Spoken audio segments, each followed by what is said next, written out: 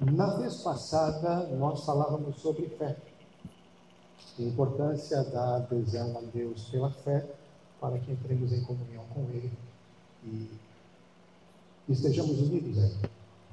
A comunhão com Deus como base da união com Deus pela graça.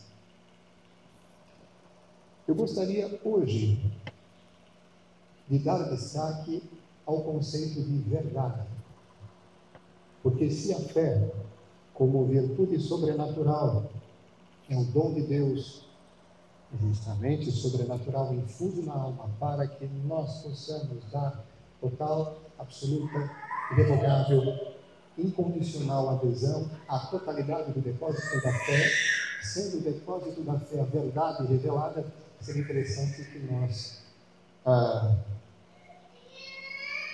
olhemos com uma certa atenção esse conceito. Nós falamos, quero só relembrar, da verdade em Deus, algum tempo atrás, falando de Deus como verdade ontológica, como verdade lógica, como verdade moral. O que significa falar de Deus como verdade ontológica? Deus, ele é a verdade que tem. Pelo atributo, mais uma vez, gosto sempre de lembrar dele, e de lembrar dele, pelo atributo da absoluta simplicidade de Deus. Deus é o que ele tem como atributo, justamente. Ele é a sua própria simplicidade. Se Deus possui a verdade, ele é a verdade que possui. Aquela frase tão conhecida por nós, que afirma, inclusive, a divindade de nosso Senhor Jesus Cristo, ilustra este atributo, esta realidade. Qual frase? Eu sou o caminho, a verdade e a vida. Ninguém vai ao Pai senão por mim. Ora, só Deus pode dizer que Ele é a verdade que possui. Só Deus pode dizer que Ele é a vida que possui. Porque isso é característica própria, exclusiva do ser de Deus, a absoluta simplicidade. Importante lembrarmos disso. Então, Deus é a verdade ontológica, Ele é a verdade que possui. Um dia podemos até voltar a alguns detalhes sobre isso, algum aprofundamento sobre isso, valeria bem a pena. Mas por hoje é só citar o fato. Deus é a verdade lógica, ou seja, o pensamento de Deus, ele corresponde perfeitamente à forma substancial dos seres. E Deus também é a verdade moral, porque ele é veraz e fiel. Veracidade significa conformidade entre o pensamento e a fala. Eu digo aquilo que eu penso, eu digo aquilo que de fato me habita. Não estou aqui para enganar ninguém. E de fato Deus não se engana e nem engana. E Deus é fiel, porque Ele absolutamente faz o que diz, Ele cumpre o que promete. Esse é o significado técnico de fiel, e depois o significado, antes do significado técnico de veraz. Bom, então vamos lá. Eu quero hoje dar um destaque ao conceito de verdade no aspecto lógico, citando um filósofo do século X, pouco conhecido, na verdade, um judeu, um filósofo judeu chamado, claro, de maneira bem típica, Isaac Israeli, do século X, que apresenta aquela definição clássica de verdade que nós conhecemos na metafísica, que é a seguinte: verdade é a adequação da ideia ao objeto. A minha ideia, o meu pensamento, está em perfeita conformidade com a realidade do objeto. Não me faço ilusão. Tenho aqui um copo, essa é a realidade deste objeto. Esta é a forma substancial deste ser, e não outra. E o meu pensamento reconhece isso. É como se ele tirasse uma foto. É como se ele fotografasse esta realidade, dizendo, de fato, o meu pensamento, afirmando, é um copo. Hoje em dia nós constatamos um estado um pouco difuso de uma certa enfermidade intelectual que se chama subjetivismo. A ponto, por exemplo, da pessoa olhar para o copo e dizer, não, é um cachorro, é um papagaio. Ou seja, para certas pessoas, não é o objeto, a forma substancial do ser que determina o pensamento, é o pensamento da pessoa que ousa determinar aquilo que aquela realidade objetiva não é. Isso se chama subjetivismo. Eu quero falar aqui da verdade como algo objetivo. De novo, a verdade é a adequação da ideia ao objeto. Isso é um copo, então a minha ideia corresponde à realidade deste objeto. Simples assim, não é outra coisa. Veja que esse, então, filósofo não foi o único, só para citar alguém fora da catolicidade, esse filósofo judeu chegou a afirmar isto que é, digamos, caros fiéis, algo óbvio, se a gente olhar bem de perto a realidade como ela é. E vejam, não estamos falando aqui de um dado de fé, estamos falando aqui de algo que é acessível à luz natural da razão humana, estamos falando da filosofia no seu estado puro, estamos falando da metafísica. É o objeto que determina a ideia e não o contrário. O subjetivismo é, no final das contas, um erro. É o que se opõe, por exemplo, à objetividade da escolástica. Nossa inteligência, sim, é feita para fotografar o objeto, colher a sua forma substancial. Vamos pensar, por exemplo, em algo prático. Nós vivemos em sociedade e é muito importante que nós nos entendamos. É muito importante que haja diálogo, mas para que haja diálogo tem que ter, como é que eu vou dizer, um acordo com relação, por exemplo, aos conceitos, definições. Como é que a gente pode estabelecer um diálogo? Como é que a gente pode começar um debate se a gente não está de acordo, por exemplo, com relação a conceitos e definições fundamentais antes do início desse debate? De repente eu falo copo, na minha cabeça é um copo, na cabeça de outra pessoa é um outro objeto. Como é que a gente pode se entender se não existe essa objetividade conceitual? Agora, quando dois aparelhos, estou falando das nossas inteligências, duas pessoas, quando dois aparelhos fotografam o mesmo objeto, captam a mesma substância, a mesma forma substancial do mesmo ser, de repente por ângulos diferentes, não importa, mas é o mesmo ser, nós então estamos de acordo com relação ao que significa aquilo e podemos discutir. Mas se não, se quando eu falo banana, alguém pensa em melancia e o outro pensa em papagaio, é uma conversa de louco, ninguém vai chegar a lugar nenhum. E é interessante como nós, nos tempos atuais, valorizamos tanto o diálogo e ao mesmo tempo valorizamos o subjetivismo, que é o contra-diálogo. Vemos, quando nós adotamos essa perspectiva objetiva, a mesma realidade objetiva, isso é que nos permite conversar. Por que há tantos debates infrutuosos? Porque, por exemplo, num diálogo que pretende ajudar as pessoas a enxergar as coisas como elas são, a gente não obtém êxito. Uma das razões é justamente essa confusão conceitual. Quando nós falamos de verdade, falamos disso, dessa conformidade entre a ideia e o objeto. Mas também falamos daquilo que é a verdade do objeto. A verdade do objeto é a sua forma substancial. Aquilo que o objeto é nele mesmo, enquanto tal. Essa verdade que está no ser do objeto é captada pela nossa inteligência, falando ainda mais desse processo de conformidade entre o pensamento e a realidade objetiva, de inteligência lógica, ou de verdade lógica. Para que a gente tenha um conceito um pouco maior, eu sei que hoje a coisa está um pouco mais filosófica do que das outras vezes. Para que a gente tenha, por exemplo, a coisa apresentada de uma forma um pouco mais completa e precisa, é importante dizer que a inteligência, desculpem, a verdade é a captação.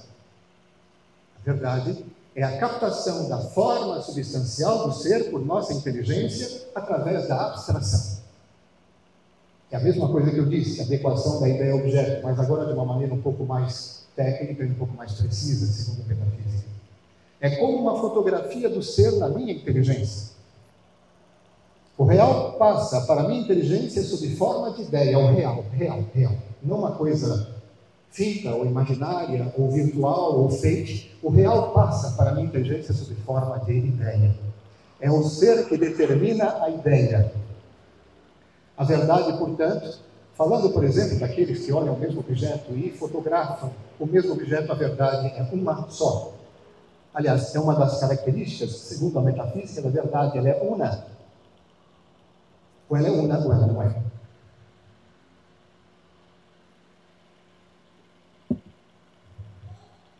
Todo mundo, e isso é o ideal, falando-se de verdade, de acesso à verdade, todo mundo captando a mesma forma substancial do ser,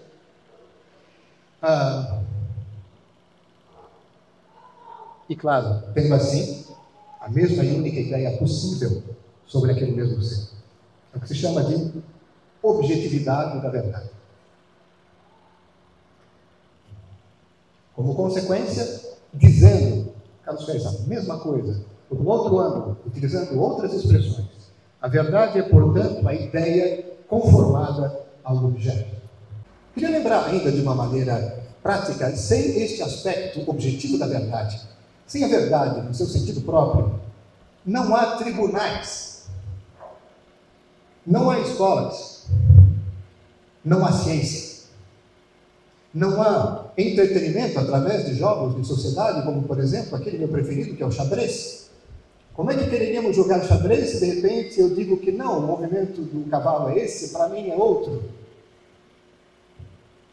Se nós não estamos de acordo com relação às regras do jogo, se não estamos de acordo com relação aos movimentos de cada peça, como é que a gente pode jogar xadrez? É só um exemplo simples, tirado de uma atividade lúdica para falar de coisas mais sérias, como, por exemplo, essa que eu citei em primeiro lugar. Tribunais têm por missão auferir a verdade para aplicar a justiça. De novo. Tribunais têm por missão auferir a verdade objetiva, para aplicar a justiça. Ou coisa danosa, e eu deixaria isso para os profissionais da área, coisa danosa é justamente o abuso da subjetividade neste campo. Estamos ali para buscar a verdade e fazê-la triunfar, fazendo triunfar a justiça, portanto. E o ensino, então? O ensino significa, em primeiro lugar, como movimento de base, transmissão de um conhecimento, sempre foi. O professor, aquele que ensina, ele transmite um conhecimento. Vejam que aqueles que não admiram tanto esse aspecto objetivo da verdade vão dizer que não, na verdade o ensino não deveria ser isso. Não deveria ter alguém que ensine e outro que aprende, todos aprendemos juntos, e o que é verdade no final das contas é algo que se descobre junto e blá, blá, blá, blá. Quando, por exemplo, nega-se a objetividade da verdade, nega-se a essência própria do ensino verdadeiro. E aí sempre foi, até mesmo nas palavras do próprio Senhor Jesus Cristo, e de ensinar. Quando ele diz aos apóstolos isso, não é para ir, olha, vamos lá e vejam, discutam as ideias, e de ensinar. Vocês receberam um conteúdo, receberam a verdade, devem transmiti-la tal e qual. Isso é o ensino. Quem sabe, transmite. Quem não sabe, recebe. Bem humildemente. É claro que no processo de ensino, há também a aquisição de técnicas de raciocínio a partir daqueles dados que eu recebi. Enfim, estou falando isso de uma maneira bem assim, simples, né? O subjetivismo, mais uma vez, é a ideia ou o sistema de pensamento segundo o qual não há outra realidade além da realidade do sujeito. É o sujeito que manda, é o sujeito que determina, ele determina a realidade da coisa. Ora, isso, desculpa, não tem como se admitir razoavelmente, não é? Segundo a filosofia perene. A ideia do sujeito é que projetaria o objeto. Ou seja, se eu digo que isso é um papagaio, se a minha ideia cismou que isso aqui é um papagaio, então isso aqui é um papagaio. Não. Gosto muito de um professor, aliás, me inspiro muito também nesse assunto com relação às suas aulas. Ele diz assim, bom, se alguém não está convencido, você olha para esse copo e diz assim, alguns vão dizer que é um copo de vidro, eu já vou além. A minha ideia é mais elevada. A minha ideia é mais nova. Onde Pessoas veem copo de vidro, eu vejo um copo de ouro. Eu digo, tá bom. Então, a hora que o teu pensamento determinar a mudança do material, a gente conversa. Não é porque você diz que é um copo de ouro que ele se torna, porque se fosse assim. Entende? Bom, vamos falar um pouco mais sobre as características da verdade segundo a metafísica. Já falei, vou repetir, ela é una. Aparelhos diferentes, a inteligência individual de todos fotografam o mesmo objeto. É o mesmo objeto, é a mesma imagem, mesmo que de ângulos diferentes, substancialmente é a mesma imagem. Só assim o diálogo é possível. Repito, a realidade impõe-se à nossa inteligência. Fala-se tanto de realismo hoje em dia. Então, a objetividade da verdade é a única que respeita o verdadeiro realismo. O real é isso, e não outra coisa. A verdade ela é universal. Segunda característica. A verdade é a mesma, em todo tempo e em todo lugar. Alguns exemplos. 2 mais 2 são? Aqui no Brasil. Aqui no Brasil, 2 e 2 são 4. Não? Aqui no Rio Grande do Norte, eu sei que sim. Será que é em São Paulo? Entenderam? É em São Paulo, e é em Pernambuco, e é no Rio Grande do Sul, e é na Argentina, e é no Azerbaijão. É hoje, 2025, e era quando eu fiz o meu primeiro ano. Alguns anos atrás, eu aprendi que 2 e 2 eram 4. Naquele ano era também. Será que antes era? Entenderam, né? A verdade universal. O que ela é aqui é em todo lugar, hoje, em todo tempo. Claro que eu poderia me deliciar com coisas que me são familiares. A lei da gravidade, né? A lei da gravidade. Se eu soltar esse copo aqui, ele vai cair. Se eu fizer a mesma experiência na Argentina, vai cair. Entenderam? E se eu fizer a mesma experiência daqui a 50 anos, o copo vai cair. Impressionante. A verdade, ela é universal. Não resiste. O teorema de Pitágoras. O teorema de Pitágoras valia antes de Pitágoras. Ele nem inventou nada. E vai longe também, vai continuar valendo. Não há ideia moderna que mude isso. Não há ideia moderna que mude o caráter universal da verdade. Dizer o contrário, aqui eu já vou longe, dizer o contrário implica dizer que Deus muda, o que é absurdo, Deus não muda. Ele que é a verdade absoluta, a verdade eterna. Dizer que a verdade ela é mutável significa dizer que aquele que é a verdade é mutável, o que é uma blasfêmia, porque é uma outra característica de Deus, um outro atributo de Deus, a imutabilidade. Quarto elemento, ela é íntegra. Então, de novo, ela é una, universal, imutável, e ela é íntegra, indivisível. Não dá para tirar um pedaço. Olha, a verdade está aqui, eu vou tirar um pedaço, eu vou ficar só com 75% dela. Não tem essa história. Ela é indivisível. Ou você a recolhe, ou você a aceita toda, você não aceita coisa nenhuma. Veja, eu falei disso na vez passada, é como o depósito da fé. O depósito da fé ele é composto por vários elementos. Quais? Os artigos todos da fé. Que nos vêm pelas Escrituras, pela tradição apostólica, por meio do magistério da igreja, certo? A gente sabe muito bem que o depósito da fé ou vai acolhido inteiro, ou ele não é acolhido de jeito nenhum. Se você deixar um só artigo da fé fora, você não acolheu o depósito da fé. É o que nós consideramos, na vez passada, falando do pecado, e mais do que isso, delito de heresia. Quando alguém pretende, por exemplo, aceitar 999 dogmas, mas aquele umzinho ele não aceita. Se não aceita umzinho, não aceita o depósito da fé. E quando nós falamos da existência de uma pena canônica máxima de excomunhão lata sentença, para isso a igreja está dizendo na prática que é assim.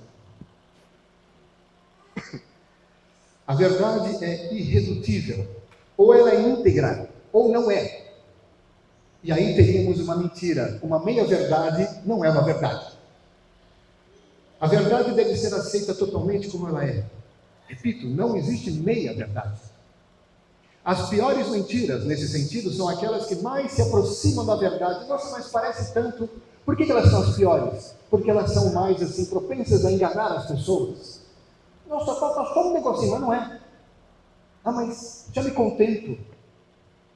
Nesse sentido, expressões religiosas, ideários filosóficos, expressões sectárias, quanto mais próximas da fé católica, pior é.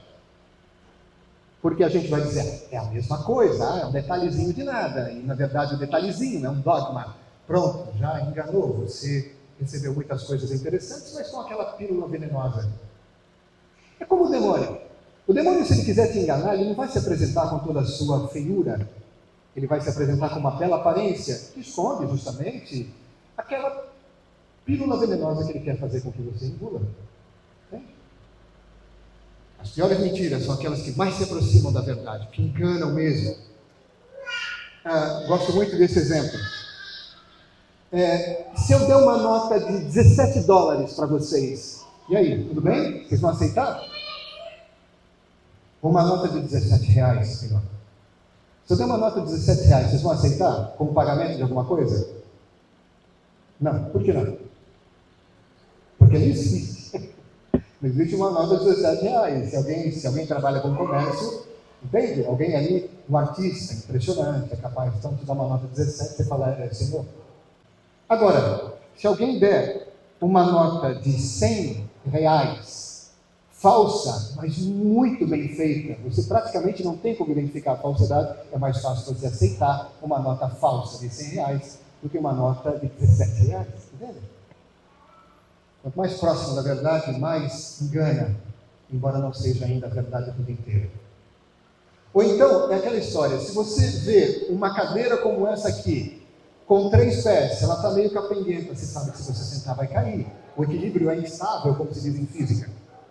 Você não vai sentar, porque você está vendo que falta um pé. Agora, se você vê os 4 pés da cadeira, e não vê que, por exemplo, um está quebrado, está seguro só com fita adesiva, e se você sentar, você vai cair, você não viu.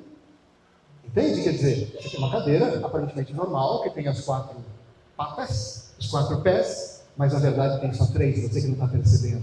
É mais próximo da realidade do que a outra. Mais fácil de enganar, mais fácil fazer você cair. Eu estou falando aqui de uma maneira bem assim, como se diz, ilustrativa, de tantos e tantos pensamentos religiosos bizarros, de tantas doutrinas diferentes, de seitas e etc, etc. Último item, a verdade ela é objetiva. Aquilo que nós falamos no começo é o objeto que produz a ideia. É a realidade que se impõe à nossa inteligência. Copo de vidro, sim. Copo de ouro, não. Muito bem, um pouco de história. Como é que isso começou no período recente, moderno da história? Os historiadores dizem que, na verdade, o subjetivismo começa com Martinho Lutero. Quando ele relativiza a interpretação das Escrituras, sendo um dos propulsores do livre exame, ele, na verdade, está dando início aí histórico ao subjetivismo. Eu tenho a minha Bíblia, tenho meu Deus, eu interpreto, de acordo com o que eu sinto, uma inspiração subjetiva, sem necessidade de uma comprovação objetiva, externa, institucional, porque, afinal de contas, isso que poderia ser a comprovação objetiva, externa, institucional, eu acabei de rejeitar, porque eu não quero isso. Igreja sacra, igreja católica. Então, o livre exame, a instituição do livre exame como um dos pilares da reforma, é um dos pontos de partida do subjetivismo. Claro que estamos no início, o livre exame. Subjetivismo que gerou o ceticismo como movimento de pensamento. Descartes também contribuiu o seu pensar, ele diz, o meu pensar produz a existência.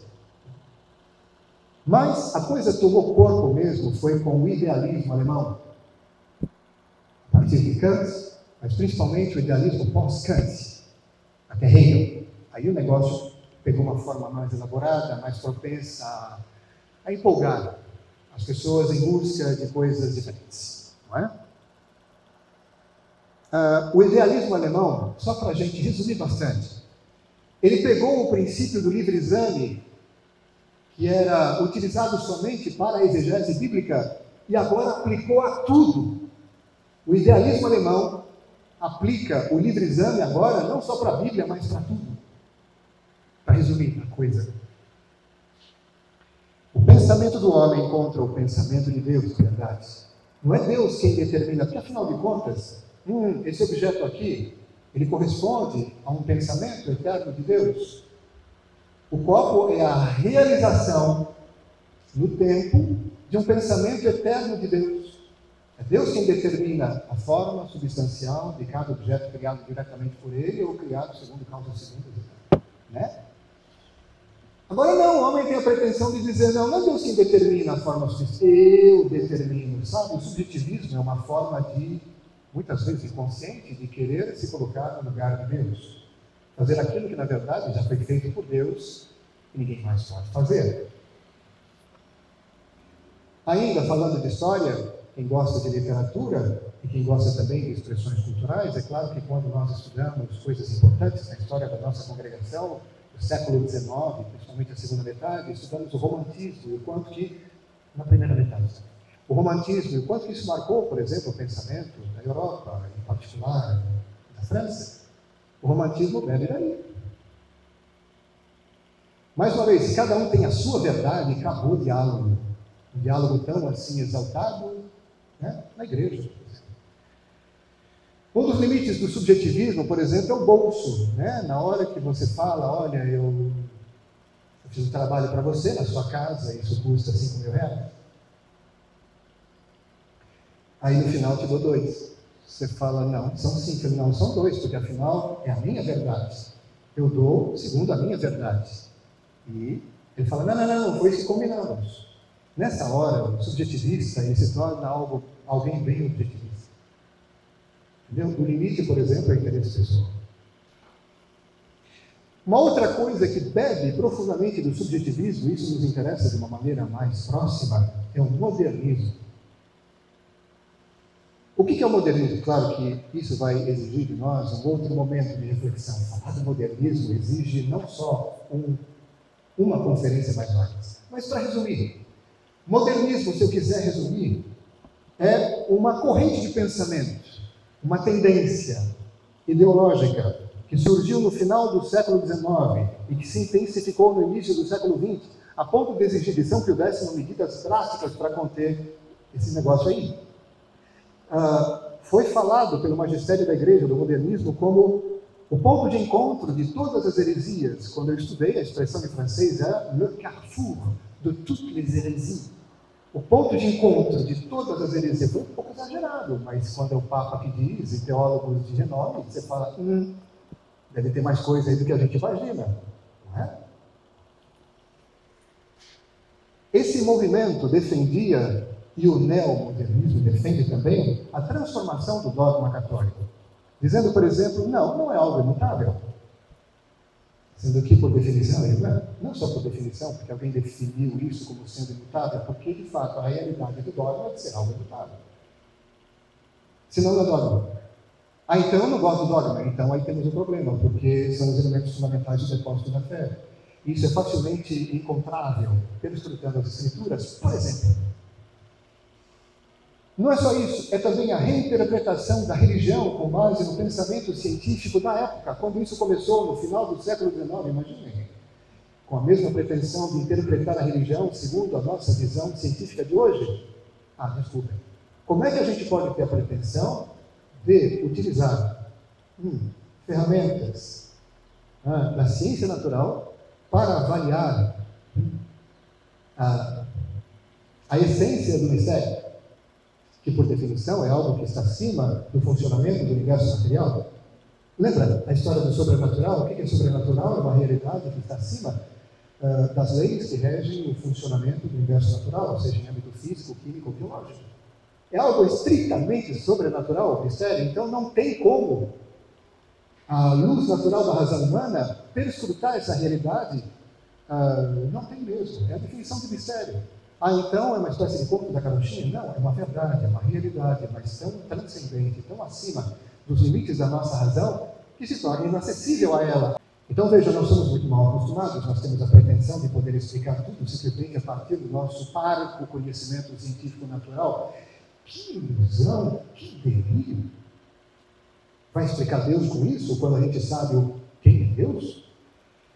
Muito bem, principais características desse movimento, no começo e depois, ao longo do seu desenvolvimento, porque ainda permanece, né? Ele defende a evolução do dogma católico. Não existe evolução, não existe mudança substancial do dogma. Isso também é uma heresia, qualquer livro decente de dogmática vai dizê-lo. Esse movimento propõe a reinterpretação da religião com base no pensamento científico. Já acabei de dizer.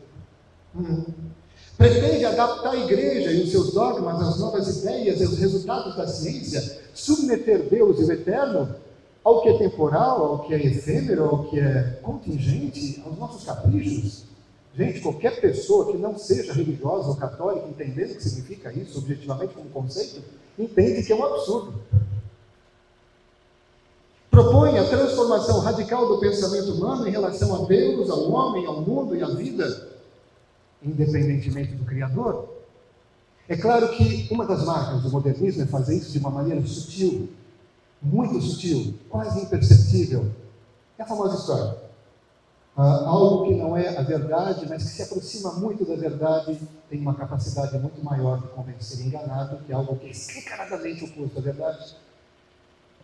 Com relação à verdade, ainda três coisas. Verdade lógica, o que é? Correspondência da ideia ao objeto, ao realismo do objeto.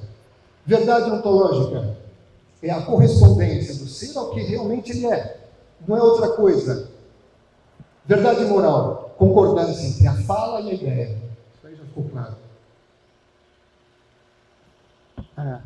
Todo ente, todo ser corresponde ao que Deus pensou sobre ele. Então veja, se tem uma ideia que determina a existência, que determina a realidade, é a ideia de Deus, não a nossa. Deus determina a existência, Deus chama a existência, através dessa ideia eterna, esse ente. O que eu faço simplesmente, humildemente, é captar a objetividade disso que Deus criou, diretamente ou indiretamente, através da minha ideia, que se submete à realidade. Fazer o contrário significa pretender colocar-se na condição de Deus. Eu acho que por trás dessa ideia mirabolante tem algo que tira a gente do fim. E nos é conhecido, sereis como Deus. Fazer algo como Deus, no lugar de Deus, a gente sabe muito bem qual é a lógica disso. Através da verdade, o meu pensamento se harmoniza com o pensamento de Deus. O pensamento de Deus determina essa realidade, eu capto essa realidade, tenho a ideia precisa dessa realidade, pronto, existe uma conexão entre a minha ideia e a ideia de Deus. É uma maneira de colocar-me em comunhão com Deus. Entende por que é tão importante acolher a verdade? O humanismo, sobretudo levado aos seus extremos, é o homem determinando, pretendendo determinar a verdade, o homem pretendendo determinar a verdade, não Deus. O humanismo, entenda, esse perverso, podemos até chamar de humanismo certas coisas que, enfim, mas o humanismo, mesmo no seu sentido próprio, é isso, o homem no centro, o homem o mais importante, o homem que determina e não Deus. Isso é o humanismo no seu sentido próprio. A vontade, vamos lá, só para encerrar. Falei até aqui da inteligência, da fé. Falando um pouco mais diretamente agora da religião, saindo da filosofia, veja, falamos da caridade. A caridade é a virtude principal, é a virtude rainha.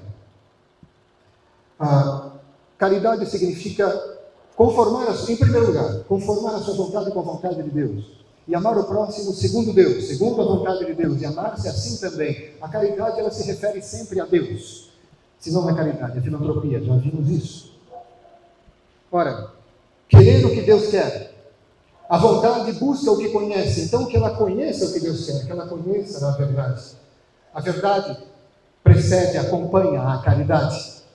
Não pode haver caridade sem fé, no sentido próprio de adesão à inteligência, à verdade eterna.